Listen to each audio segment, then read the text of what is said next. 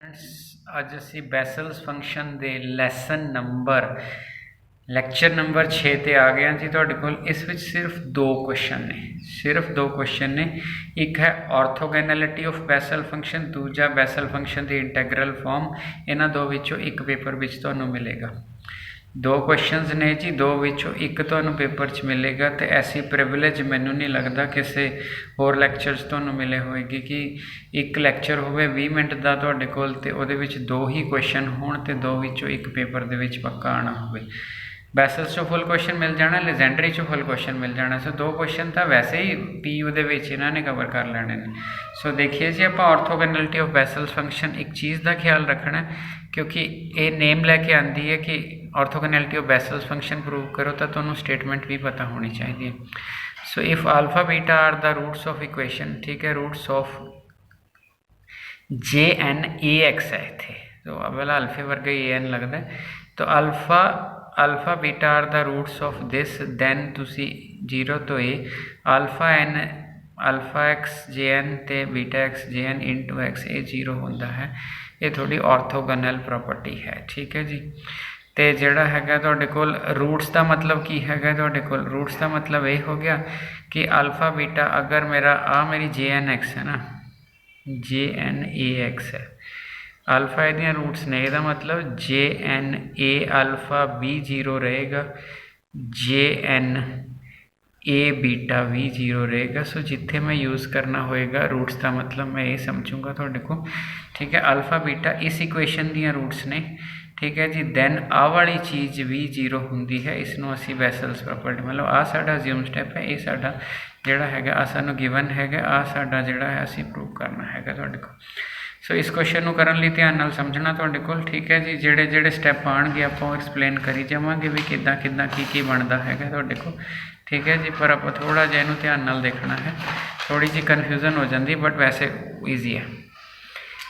As we know that JNU is the solution of this equation, याद करो first lecture, उरे JNX सी, उरे X सी, उरे X सी, उरे X सी, JNU जान के नोटेशन लईए क्योंकि X कन्वर्ट करांगे, क्योंकि इतने AX आ गया ना, अल्फा X आ गया ना, बीटा X आ गया, फिर आप उस कन्वर्ट कर लाँगे।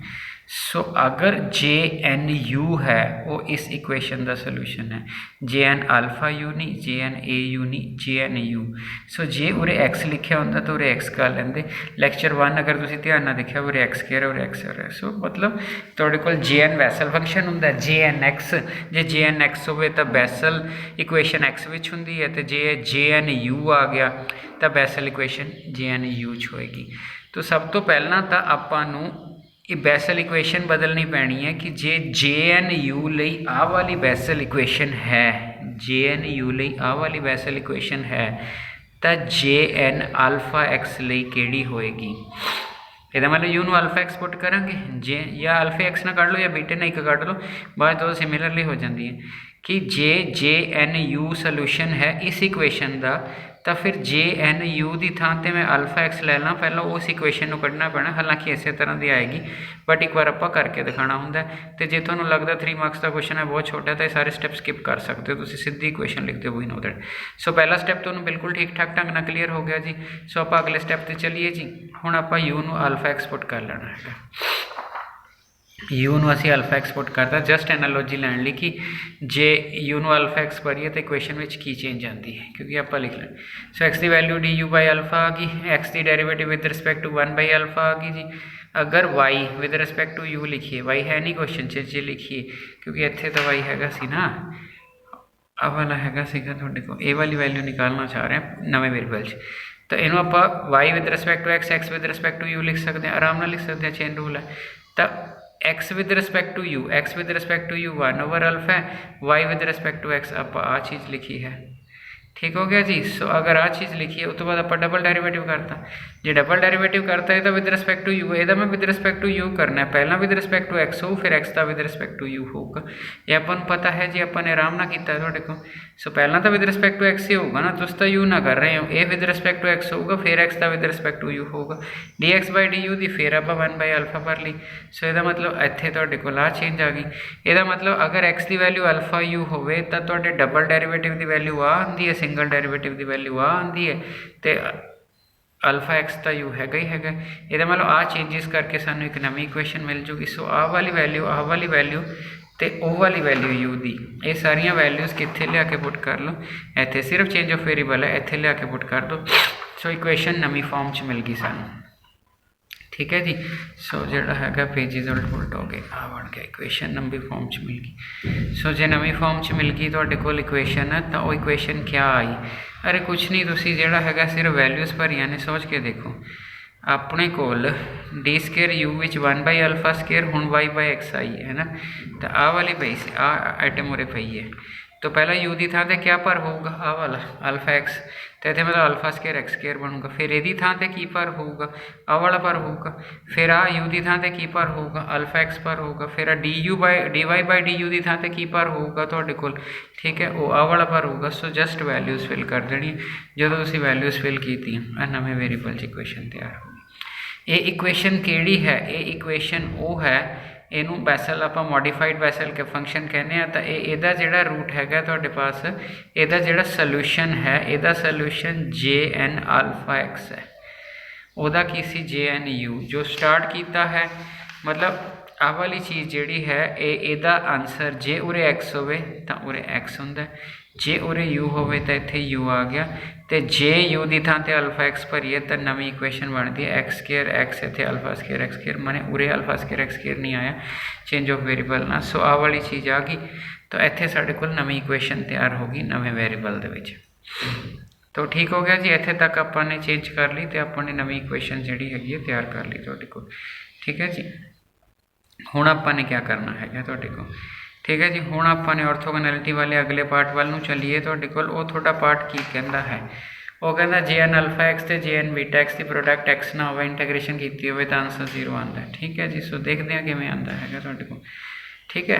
फॉर सिंपलिसिटी, ठीक है, कि दोबारा नोटेशन ना लिखनी होवे, ध्यान ना सुनना, यू मेरे क्वेश्चन च वेरीएबल ऑलरेडी हैगा, तो मैं की कीता भी सिंपलीफिकेशन लई मैं जिहड़ा JN α x है इसनूं भी कह दिता, तो W मैं कह दिता JN β x, ठीक है जी। ये बहुत ख्याल रखना है, एक V तो एक W, U ना ले लेना, अगर तुसी U ले लेने हो, U ऑलरेडी यूज्ड वेरीएबल है, तो बड़ी कन्फ्यूजन क्रिएट हो जाएगी, बंदा क्वेश्चन कट भी सकता है तुहाडा कि U ऑलरेडी तुसी यूज़ किया है। सो इस करके ख्याल रखना तुहाडे को।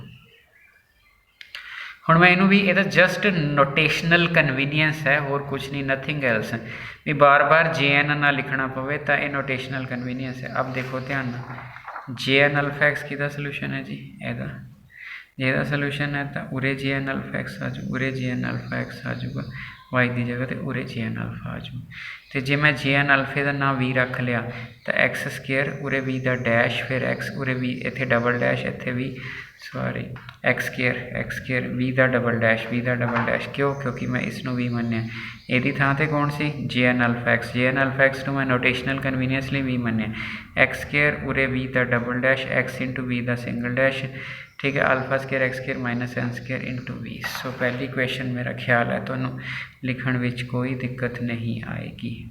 दोबारा दसदा जी, सो दोबारा देख लो जी, एक्स स्केयर एदा सोल्यूशन y है, y की वैल्यू JN α x है, मैं उसनों V मान लिया, इत्थे भी, इत्थे भी, इत्थे भी, अगली बार मैं उसनों W मान लिया, इत्थे W, क्यों, क्योंकि एक JN β x भी तो है सोल्यूशन, वो फिर मैं बीटे वाली नूं W मान लूँगा, इसनों मैं W मानिया, इसनों मैं V, वो W आ जाएगा। सो मेरिया दो इक्वेशना इन भिन्न, इत्थे V दा, इत्थे W दा, इत्थे X, इत्थे W, इत्थे बीटा स्केयर एक्स स्केयर, इत्थे आ, इत्थे W।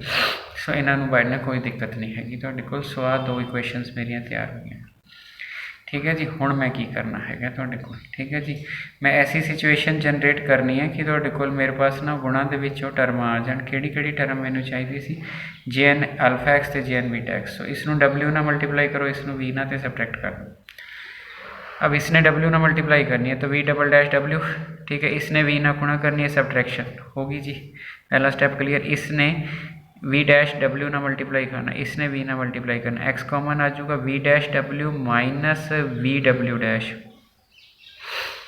ठीक है जी। तीजा इसने V ना करनी है, V W N स्केयर, तो कट जाना, तो अंदर की राजू अल्फा स्केयर नाल W, बीटा स्केयर ना V x square bar, you भी आ गया, इन्ना भी इन्ना डब्ल्यू भी हैगा तो इन्ना भी इन्ना डब्ल्यू भी हैगा, सो डब्ल्यू भी बाहर आ गया, सो इत्थे तक आ गई। सो इस इक्वेशन कोई दिक्कत नहीं हैगी तुहाडे कोल। उस तो बाद अगर आप देखिए इस विच भी एक्स इस विच भी एक्स भी एक्स है तुहाडे कोल, डेफिनेटली एक्स नॉन जीरो है तो एक एक्स ना डिवाइड करके एक एक्स कटता, इत्थों एक्स कटता, हाँ जी इत्थों एक्स हट गया तो इनू परले पासे लै गए, जदों इसनू परले पासे लै गए तो बीटा माइनस अल्फा हो जाए और उरे यू वी वाली टर्म आ गई और मैं यू वी ही चाहता सी ਤਾਂ जो मैं अल्फा एन तो तुहाडे पास जिहड़ा हैगा वो जिहड़ा थोड़ा सी जे एन अल्फा एक्स तो जे एन बीटा एक्स वो वैल्यू फिल कर सका। सो इत्थे तक मेरा ख्याल है तुहानूं सारा स्टैप समझ आ गया। हुण आ जिहड़ी चीज़ है ना, आ जिहड़ी चीज़ है इन्नी वड्डी चीज़, इनू कंप्लीट डेरीवेटिव च एक्स इंटू इदां लिखा जा सकता, X into V dash W क्यों लिखा जा सकता है, अरे करके देख लो। अगर इसका डेरीवेटिव करोगे, ध्यान ना देखना चाहिए, इसका डेरीवेटिव करोगे एक्स का वन आ जाएगा, V dash W W dash भी एम लिखा जाएगा, प्लस अगर इदा करोगे देखो ज़रा वी डैश ओमें इहदा डैश बन जूगा, प्लस ये खाली वी का डबल डैश हो गया दो term, minus W dash double dash हो जूगा, वी हो जूगा, वी तो डैश हो जूगा, सिंगल डैश हो जूगा। आ टर्म इस टर्म ना कैंसल होगी, यदा मतलब है कि आ वाली टर्म जिहड़ी हैगी है मेरी 1 इंटू आ सारी एक्स इंटू आ सारी वो आह टर्म है, आ वाली सारी आ मैं एक्सप्लेनेशन दे दी, यदा मतलब इसनों डेरीवेटिव ऑफ पा के लिखा जा सकता है।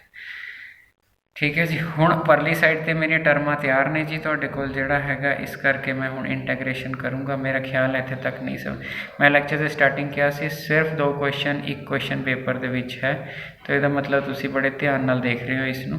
तो ये वालियां चीज़ां तुहाडीआं जिहड़ियां हैगियां ने तुहाडे कोल दोनों पासे इंटैग्रेशन करनी है। हुण मैं इंटैग्रेटिंग जीरो तो ये करनी, एक साइड मेरी आ हैगी है वो मैं परली वाली लिख ली, आ साइड है ना आ वाली पहला लिख ली, आ वाली डेरीवेटिव ना इंटैग्रेशन कट जानी, सिर्फ लिमिट्स रह जानी अपर माइनस जीरो तो ए, सो ए मेरा जीरो तो ए अपर माइनस आ बन गया।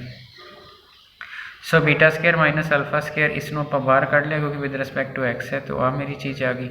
परले पासे मैं अपर भरूँगा तो कोई दिक्कत नहीं आनी हैगी तुहाडे कोल। हुण मैं क्या किया, मैंने वी की वैल्यू ही दे दी, वी डैश की डब्ल्यू की भी वैल्यू दे दी, क्योंकि ये वेरीएबल है ना, फिर इन्हां च एक्स दिखण लग जूगा। आ चीज़ मैं उम्मीद रख ली, ठीक है। हुण मैं अपर भरूँगा तो एक्स इंटू सारा आजू, लोवर तो कुछ नहीं आना क्योंकि लोवर जीरो है, तो अल्टीमेटली मेरी आ वाली वैल्यूज़ तैयार हो गई अपर भरे ते ही। हुण मैनू क्या गया सी अल्फा बीटा रूट्स किहदियां ने जे एन अल्फा एक्स दी, इहदा मतलब जे ए अल्फा भी जीरो जे, तो जे ए अल्फा जे मैं लवां तुहाडे पास जे एन अल्फा आ भी जीरो है, zero into something zero, J n beta भी zero, zero into something zero, ये वाली चीज़ मेरी जीरो, ये नॉन जीरो डिवाइड हो गया, इसका मतलब आ वाली प्रॉपर्टी इक्वल टू जीरो आ गई, जिसनों असीं ऑर्थोगोनल प्रॉपर्टी कहने हाँ। ठीक है जी। सो ऑर्थोगोनल दे विच आपां शो की करना सीगा, आपां स्टार्टिंग च देखिए आपां आही शो करना सी ना, ठीक है जी। अल्फा बीटा डिफरेंट रूट्स ने, तो जो डिफरेंट रूट्स ने तो अल्फा बीटा तो जीरो हो नहीं ना सकते, ये तो नॉन जीरो, ये तो डिवाइड हो जाएगा ना अगले स्टैप से। सो इत्थे जीरो तो ये रह जाऊगा, एक्स हो जाऊगा, जे एन अल्फा एक्स आ जाऊगा, इत्थे जे एन बीटा एक्स आ जाऊगा, ए डी एक्स आ जाऊगा इक्वल टू जीरो आ जाऊगा। ठीक है जी। सो ये पहली प्रॉपर्टी सीगी जिहड़ी तुहाडे कोल होगी, ठीक है जी। सो जिहड़ा है ये ऑलरेडी लिख के रखी हुई सी, उहदे उत्तों समझाउण नूं 13 मिनट लग गए, जे बंदे ने तारनी भी होवे तो आधा पौना घंटा लग जाता इस प्रॉपर्टी नूं एक्सप्लेन करन नूं। उस तो बाद जिहड़ा है जी इंटैग्रल फॉर्म ऑफ बेसल फंक्शन है, तो इनू भी बहुत ध्यान नाल देखना तुहाडे कोल की हुंदा हैगा। So integral form of Bessel function क्या हैगा, जे एन एक्स नूं 1/π0 तो pi cos of N theta minus X sine theta लिखा जा सकता है। ये जिहड़ी चीज़ है इनू integral form of Bessel's function कहते हैं। सो इनू आपां integral form of Bessel's function कहने। तो इस इंटैग्रल फॉर्म नूं प्रूव करन लई इस विच इंटैग्रेशन दियां भी बहुत प्रॉपर्टियां लगदियां, लिमिट दियां, डिमॉर्विस थ्योरम, तो इन्हें तुहानूं सारा मैथ याद करा देना हैगा, तो थोड़ा जिहा ध्यान नाल समझना हैगा तुहाडे कोल। ठीक है जी। सब तो पहला ए दा जनरेटिंग फंक्शन होंदा, जनरेटिंग फंक्शन मैंने जिस ना इहदियां प्रॉपर्टीज़ ड्राइव होंदी है, बुक दे विच इसका प्रूफ हैगा है, देख लेना जनरेटिंग फंक्शन की होंदा, बट फार्मूला स्टार्ट करन लई तुसीं वी नो दैट ही लिखना। ठीक है जी। ई दी पावर x/2 t 1/t, सो ये वाली चीज़ इस तरह लिखी जा सकती है, इसनों असीं जनरेटिंग फंक्शन कहने हैं। सो जनरेटिंग फंक्शन नूं तां तुसीं कमिट टू मैमरी करना है जी, क्योंकि ये बिना काम नहीं चलना है। जिवें रेफरेंस फार्मूले तुसीं याद कीते सीगे, तो यह तुहाडे कोल आपां ने याद रख लेना है जनरेटिंग फंक्शनस। ठीक है जी। हुण आ गया आपां अगे। ठीक है। सो जो आप अगे आ गए तुहाडे कोल, ठीक है, हुण ई दी पावर x/2, ठीक है। हुण इसनूं ना मैं ओपन कर रहा वा, तो जो मैं ओपन कर रहा वा तुहाडे कोल नाल मेरे पास एक प्रॉपर्टी है कि नैगेटिव वैल्यू नूं मैं इस तरह लिख सकदा। तो ये ओपन किया तो मैं ओपन तुहानूं करके दिखा देना ता जो तुहानूं कन्फ्यूजन ना कोई क्रिएट हो। मतलब अगर आप, ठीक है जी, summation n is equal to minus infinity तुहाडे कोल जिहड़ा हैगा तुहाडे कोल, ठीक है जी, 0 तो स्टार्ट होएगा, माइनस इनफिनिटी तो नहीं स्टार्ट होएगा, पीछे तक जिहड़ा हैगा नहीं, बट ठीक है, माइनस नैगेटिव पॉजिटिव हो जाए, ठीक है, चलो इदां ही चलो। सो माइनस इनफिनिटी किते तोड़ के भी लिखा हुआ बुक च, बट तुसी माइनस आप शुरू 0 तो कर लांगे, JN(x) ये वाली सारी ते नाल एक माइनस JN(x). सो असी 0 तो ही शुरू करांगे जी, जे नैगेटिव इनफिनिटी भी लेती है, पॉजिटिव नैगेटिव इकट्ठे कर लांगे। सो जे किते तोड़ के लिखा बुक तां भी कोई दिक्कत वाली गल नहीं, वो फिर उस तरह है। सो मैं पहला की लिया, n की वैल्यू 0 ले ली। अब जो n की वैल्यू 0 ले ली, तुम इत्थे 0 फिल करोगे, इत्थे 0 आ जाएगा, खत्म हो जाएगा। सो J0(x) आ जाएगा, मेरी पहली रकम होगी जी, ठीक है जी। उस तो बाद मैं क्या किया, n की वैल्यू, सो मेरी एक टर्म तैयार होगी जी J0(x), ध्यान ना समझना। दूसरी मैं ले ली n इज इक्वल टू 1, जो मैं 1 लिया तो आंसर आ गया t की पावर 1 J1(x). नाल दी नाल मैं n इक्वल टू -1 ले लिया, क्योंकि दोनों पासे ही चल रहे हैं आप। जो आप n इज इक्वल टू -1 लिया तो मेरी टर्म आ जाऊगी t की पावर -1 J-1(x), ठीक है जी। सो इत्थे जिहड़ा हैगा ये तो मेरी पहली टर्म आ गई J1, बाद जोड़ पा के लिख लैंने, इसनूं मैं 1/t लिख लिया। आ प्रॉपर्टी लगा रहे हैं, इस प्रॉपर्टी के हिसाब नाल J-1(x) है जिहड़ा वो क्या होएगा, -J1(x) हो जाएगा इस प्रॉपर्टी के हिसाब नाल। तो इत्थे मैं J1(x) करता। सो मीनस मैं नैगेटिव वैल्यूज़ नाल लईआं सी इनफिनिटी वालियां तुहाडे कोल, बट वो दोनों पॉजिटिव हो रही हैं तुहाडे कोल, आ वालियां 2 वैल्यूज़ बन गई। सो पहले केस में एक वैल्यू ड्राइव हुई, दूजे केस में मेरिया 2 वैल्यूज़ ड्राइव हो गई, n1 ते n-1 ते, ठीक है जी। तीसरे केस में n2 ले लेना, एक n मैं -2 ले लेना। जब मैं 2 लिया तो मेरा t² बनया तो j के पैर च 2x ले लिया, ठीक है। सो जदों मैं माइनस लिया तो मेरा t -2 हो गया, तो j के पैर च -2 हो गया तुहाडे कोल ते x हो गया। फिर j के पावर -2 होवे तो फिर t -2, इनू आप लिखते हैं माइनस, इत्थे 2 पॉजिटिव हो जाएगा क्योंकि n होवे तो ऊपर आ जाता है, तो J2x आ जाएगा, ठीक है जी। सो ये वाली चीज़ में आप 1/t² लिख देंगे तो J2x आ जाएगा।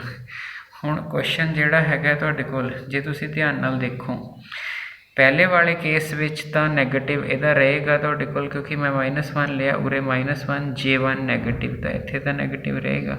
दूजे वाले केस विच पॉजिटिव आ गया, ठीक है। सो मीनस जब तुसीं ऑड वैल्यू भरदे हो तो t 1/t का कंबीनेशन होगा, जो ईवन भरते हैं t² तो क्यू वाले च नैगेटिव, वो सारे तो सीरीज़ किस तरह की तैयार होएगी, पहली वैल्यू J0 आ लो J0, दूसरी एक बार प्लस एक बार माइनस थे, ठीक है जी। मतलब इन्हें माइनस इनफिनिटी तो इनफिनिटी इकट्ठा लिख लिया, जिसने दूसरी तरफ आके लिखा होगा 2 अलग कट के दिखाएगा, आप सीधी सीरीज लिखनी है। J1 बाहर चला जाएगा t -1/t, सो J1 बाहर चला जाएगा t-, ठीक है जी। अगली तीसरी आ रही, इत्थे 2 आ जाएगा, इत्थे 2, इत्थे t² 1/t, इत्थे J2 आ जाएगा।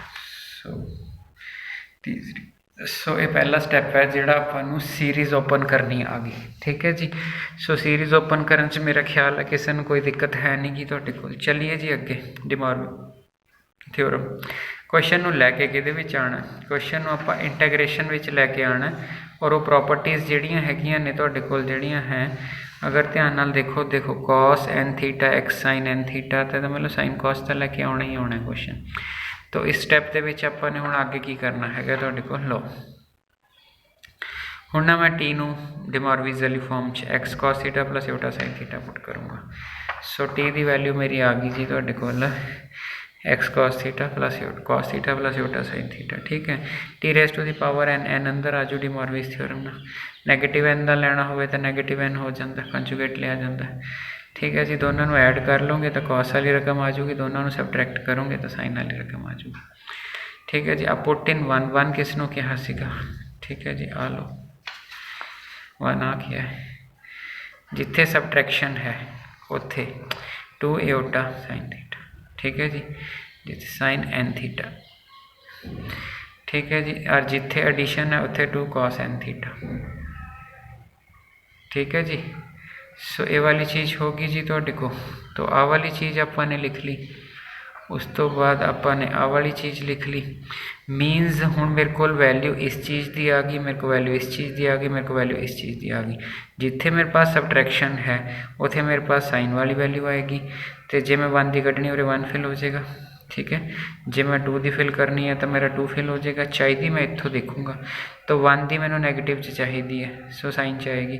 2 की मैनू पॉजिटिव च चाहिए, सो कॉस भी आएगी। 3 की मैनू नैगेटिव च चाहिए तो साइन च आएगी। सो इस तरह वैल्यूज़ फिल कर देनिया ने जो वैल्यूज़ फिल होईयां, ठीक है जी। सो फिर उस तरह वो किस तरह के हालात होणगे तुहाडे कोल वो देखो ज़रा। तो पहला जिहड़ा हैगा तुहाडे कोल आ सीरीज़ याद है जी तुहानू, जे नॉट, आ तुहानू जे नॉट मिल गया, ठीक। दूजी माइनस वाली है ना, माइनस वाली च की है, आ बैठो माइनस वाली च की है, इत्थे साइन 2 एओटा साइन थीटा है ना, 1 ते है तो दूजी च 2 एओटा साइन थीटा, ठीक है। नाल कौन आएगा, डेफिनेटली J1x आएगा। तीजी टी स्क्वायर पॉजिटिव वाली है ना, कॉस आएगा, केड़ा कॉस 2 थीटा, ठीक है जी। सो ये चीज़ होएगी 2 टाइम्स तो आ ही रहा ना, आ रहा 2 टाइम्स तो, ठीक है। सो अगली वाली क्यूब, अगली टी क्यूब वाली, सो अगली नेगेटिव, सो आ रहा। सो मेरा ख्याल है जी तुहाडे कोल, मैनू लगता तुहानू वैल्यू फिल करनी आ जी, तो आर्टिकल पक्का आना है तुहाडे कोल जिहड़ा हैगा। सो इस करके बिल्कुल ध्यान नाल देखना है। ई दी power iota theta Euler's formula होंदा, खोलना आंदा, cos theta plus iota sine theta आ गया जी। जे cos theta plus iota sine theta आ गया तो equate real and imaginary parts, real part equate करोगे आ, इत्थे तक भी पेपर च आ जाता हुंदा। कई बार सिर्फ इन्नी एक सीरीज़ प्रूव करनी आती है, ठीक है जी। सो कॉस एक्स साइन थीटे की वैल्यू आ वाली आ गई, साइन एक्स साइन थीटे की वैल्यू आप तो इंटैग्रेशन जाना, हजे अगे जाना, बट इत्थे तक तुसी सारा चैक कर लो, इत्थे तक कोई दिक्कत नहीं। 2 आर्टिकल्स क्या सी, 2 आर्टिकल में आधा घंटा लग जाना, ठीक है, बट पेपर च पक्का आते हैं, इस करके बिल्कुल ध्यान नाल समझना हैगा तुहाडे को, ठीक हो गया जी। सो आ वैल्यूज़ कंपेयर कर लिया, कंपेयर करके तुहाडे कोल आ वाली चीज़ आपने लिख ली तुहाडे कोल, ठीक है जी। हुण ध्यान नाल देखना आपने क्या करना है, ठीक है। तुसी ना जिहड़ा शो दैट है, जे थोड़ा जिहा शो दैट उत्ते लॉजिक लगाओ, ठीक है। आ देखो इथों बहुत कुछ पता लगता है। ये कॉस ऑफ एन थीटा है, तो जे इनू ओपन करो ना, cos A cos N theta cos A, मतलब जे इस पार्ट में मैं तुहानू ओपन करके दिखाऊंगा, ये बड़ा वड्डा हिंट मिल जाता हुंदा है। ये है ना थोड़ा cos N theta minus X sine theta, ये एवें है। तो जे तुसी लाना होवे फार्मूला, तुसी लिखोगे cos A cos B minus uh plus sign ए, ठीक है जी। सो स्केच बदल लिए, साइन ए ते साइन बी, ਇਹਦਾ मतलब कुछ इदा की चीज़ तुसी सोचोगे, तो जे इदा की चीज़ तुसी सोचोगे थोड़े को असल च कौन बनया, ठीक है। तो अगर आप इस टाइम आप अपनी सिचुएशन पर जाइए तो मेरे को cos of X sine theta, cos of X sine theta तैयार है, मेरे को sine of X sine theta भी तैयार है, साइन ऑफ एक्स ਇਹਦਾ मतलब मैनू इसनू कॉस एन थीटे नाल गुणा करनी पऊगी तो इंटैग्रेट 0 तो पाई करना पऊगा। इसनू मैनू तुहाडे पास जिहड़ा हैगा इंटैग्रेशन साइन एन थीटे ना करनी पऊगी तो 0 तो पाई मैं इंटैग्रेट करूँगा, दैन मैं ऐड कर लूँगा, मेरा क्वेश्चन हो जाऊगा। सो क्वेश्चन की स्टेटमेंट अपने आप च बड़ा वड्डा हिंट हुंदी है जी। अगर तुसी स्टेटमेंट नू ध्यान नाल समझ लो तो स्टैप रट्टे नहीं मारने पैंदे। स्टेटमेंट तुसी जिहड़ा है इंटैग्रल प्रॉपर्टी लिख के दूंगा थोनू प्रूव करनी। इंटैग्रल प्रॉपर्टी च टर्म आती है, आ टर्म इस तरह खुलती है, ठीक है जी। अब आ टर्म इस तरह खुलती है, ए वैल्यू तुसी ड्राइव कर चुके हो, ए वैल्यू तुसी ड्राइव कर चुके हो, ठीक है जी। रह गई आह, फिर ਇਹਦਾ मतलब एक नू कॉस एन थीटा ना, एक नू साइन एन थीटा ना। सो ਇਹਦਾ ना रखिया जी तुहाडे पास, हुण आपां मल्टीप्लाई करना हैगा तुहाडे को। सो किस तरह करना हैगा तुहाडे कोल, ठीक है जी। सो जिहड़ी कॉस एन थीटे वाली है मैं तार ली जी दोबारा तुहाडे कोल, वो वाली चीज़ मैं इधर तार ली, आ वाली चीज़ मैं इधर तार ली, ठीक है जी। सो ये आ गई। हुण तुहानूं स्टैप बिल्कुल क्लीयर है कि पहले वाले नूं cos n थीटे नाल मल्टीप्लाई करना है एंड दैन इंटैगरेट 0 टू पाई, क्योंकि क्वेश्चन 0 टू पाई वाला है। सो मल्टीप्लाई कीता जी, इंटैगरेट 0 टू पाई। सो इहदी इंटैग्रेशन 0 तो पाई, ये पहले अगली टर्म की इंटैग्रेशन 0 तो पाई, उस तो बाद ये तो अगली टर्म की इंटैग्रेशन 0 तो पाई। ठीक है जी। ये वाली चीज़ जिहड़ी हैगी है तुसीं इंटैग्रेशन करनी है। हुण आगे देखो इंटैग्रेशन लई रूल की है। क्यों गुणा की तुहानूं बिल्कुल क्लीयर है, क्यों इंटैग्रेशन की तुहानूं बिल्कुल क्लीयर है। हुण जिहड़ा हैगा तुहाडे कोल आपां अगले रूल ते आ गए। सो अगले रूल ते आ गए तुहाडे पास। हुण रूल की है, तो इंटैग्रेशन का रूल है जी, तुसीं याद कर लेना। हो सकता तुसीं नहीं 12 च पढ़िया होऊगा। ठीक है। रूल ये है कि जे मैं 0 तो पाई cos m थीटा ते n थीटा, ठीक है, इनू इंटैग्रेट करदा वां तो मेरा आंसर 0 हुंदा जदों m ते n डिफरेंट हुंदे ने, ते आंसर मेरा π/2 हुंदा जदों सेम हुंदे ने। ठीक है जी। जदों वो डिफरेंट हुंदे ने तो जिहड़ा मेरा आंसर हुंदा है 0, तो जदों वो सेम हुंदे ने तो मेरा आंसर हुंदा π/2। ये रिजल्ट नूं आपां ने याद रखना है, क्योंकि जे रिजल्ट याद होएगा तो मेरा जिहड़ा हैगा हिसाब किताब जिहड़ा अगे चलेगा, नहीं तो मैं इंटैग्रेशन करदा ही रह जूँ। जे तुसीं ट्रैडिशनली इंटैग्रेशन करते, तुसीं 2 नाल मल्टीप्लाई 2 नूं अंदर लैके जांदे, फिर तुसीं जिहड़ा AB फार्मूले लांदे, फिर सैट करदे कली कली, उहदा बहुत ज़्यादा टाइम लग जाएगा, इन्नी वेल नहीं हुंदी अपने को पेपर दे विच। इस करके रिजल्ट आपां याद रखना।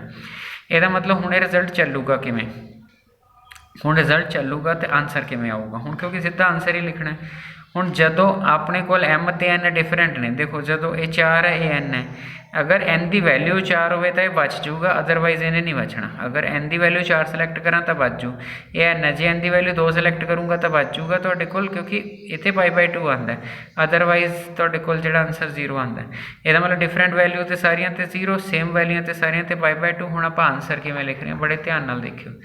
सो आंसर लिखिया 0 वैन n इज़ ऑड। हुण सोच के देखो, अगर मेरा n ऑड होया, ठीक है जी, ये तो देखो करनी हो पऊगी तुहाडे पास। इहदा तो सिंपल जी फार्मूला, इत्थे तुसीं मान लो ऑड ले लो, ये cos थीटा ले लो, cos थीटा की इंटैग्रेशन क्यों sin theta, pi minus 0, sin पाई भी 0 होंदा, sin 0 भी 0 होंदा। इसका मतलब आता सीधी हो जानी cos the sin n theta by n। आज कोई दिक्कत नहीं, 0 तो पाई दोनों लिमिटां 0 दी तो खत्म, ये तो गल छड़ दो। हुण तुसीं सोच के देखो, जो थोड़ा n ऑड होगा, मान लो मैं ये वाला n ऑड लेना, ऑड मीनस ये ऑलवेज डिफरेंट, ऑड मीनस ये ऑलवेज डिफरेंट, अगली ऑड मीनस ऑलवेज डिफरेंट, क्योंकि सीरीज तो थोड़ी इवन वाली चल रही है।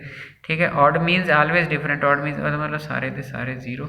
इसका मतलब है अगर तुसी ऑड लेने हो तो सारी वैल्यू 0। ठीक है जी, तुहानूं समझ आ गया। हुण वारी आई जे तुसी इवन लेने हो। ठीक है जी। तो इस केस में तो फिर भी नहीं बचना है, तो कल्ला है। आ देखो, अगर तुसी ईवन लेने हो, तुहाडे कोल ईवन लेने हो तो तुहाडे पास ईवन ते भी वही वैल्यू टैली करूगी जिहड़ी आपस च टैली करूगी, बाकी तो सब उड़ जानी है। मतलब जो 2 लओगे तो ही ये 2 बचूगा, अदरवाइज नहीं बचूगा। ठीक है जी। तो उस केस में इसका आंसर की होंदा है, देखो 2 बाहर आ जाना, पक्की गल है। 2 का तो कोई रोल ही नहीं ना, जे मैं इत्थे करा 2 का तो कोई रोल नहीं गा, J2x का भी कोई रोल नहीं गा, क्योंकि विद रिस्पैक्ट टू थीटा हो रहा तो कोई रोल ही नहीं। आ वाली इंटैग्रेशन कदों बचूगी, जो ये 2 होगा, जो ये 2 होगा तो आंसर क्या होगा π/2। 2 ना 2 कैंसल, तो J2 पाई जिहड़ा आ गया, जे 2 लेंदे, जे 4 लेंदे तो इत्थे 4 आ जांदा, जे n लेंदे तो इत्थे n आ जांदा। सो ये पाई nx अगर n ईवन है तुहाडे कोल। ठीक हो गया जी। तो मेरा ख्याल है जी तुहानूं जिहड़ा हैगा तुहाडे कोल ये समझ आ गई कोई चीज़ हैगी। सो जे नहीं आई तो वैल्यूज़ भर के देख लियो। अगर ऑड आंदा है n तो ऑलवेज डिफरेंट है, ऑलवेज डिफरेंट, आंसर सारे 0। जे ईवन आंदा है तो की बचूगा, अरे n तो 2 तो डिफरेंट है, फिर मतलब ये तो 0 है। जो n टैली करनगे तो बचूगा, n टैली करनगे तो बचूगा। सिर्फ इक्को nth पोजीशन वाली टैली करनी है। वो की है तुहाडे कोल, इत्थे 2 है, π/2 ना 2 कट जाना, उत्थे n पाई आ जाना, आंसर तुहाडे कोल जिहड़ा n सॉरी। सो सिमिलरली अगले नूं असीं की कीता, साइन n थीटा ना मल्टीप्लाई करता तो इंटैग्रेट कर दिता तुहाडे कोल।